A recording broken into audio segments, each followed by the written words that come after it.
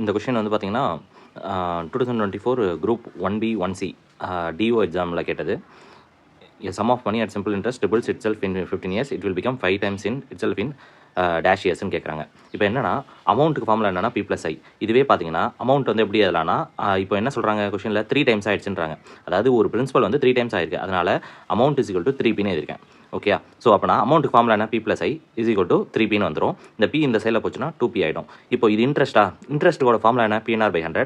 So இந்த Pயும் cancel ஆகிடும். அதுக்கப்புறமேட்டு N இங்கே 15 இயர்ஸ்ன்னு சொல்லிருக்கிறதுனால என்னோட வேல்யூ 15 போட்டிருக்கும். இது சிம்பிளிஃபை பண்ணோம்னா நம்மளுக்கு ஆரோட வேல்யூ கிடைச்சிடும். இதுக்கப்புறம் அடுத்த கொஸ்டின் பாருங்கள். அடுத்த பார்ட் ஆஃப் கொஸ்டின் என்ன இருக்குன்னா it will become 5 times it self in எத்தனை இயர்னு கேட்குறாங்க. இப்போது அமௌண்ட் வந்து எவ்வளோ ஆகுதுன்னா 5 டைம்ஸ் ஆகுதுன்னா 5Pன்னு போட்டுப்போம். அதாவது ஏதோ ஒரு பிரின்சிபல் அமௌண்ட் 5 மடங்காக ஆயிடுச்சுன்னு சொல்கிறாங்க, அதனால் 5Pன்னு போட்டுருக்கோம். ஸோ அமௌண்ட்டோட ஃபார்முலா திருப்பி P+I இஸ் ஈக்குவல் 5P. இந்த P அந்த சைடில் போயிடுச்சுன்னா 4P ஆகிடும். ஸோ இன்ட்ரெஸ்ட்டோட ஃபார்முலா இப்போ நம்மளுக்கு ஆரோட வேல்யூ தெரியும். அந்த ஆரோட வேல்யூ சப்ஸ்டியூட் பண்ணிவிட்டு என்னோட வேல்யூ 13 நிறைவேறும். ஓகே.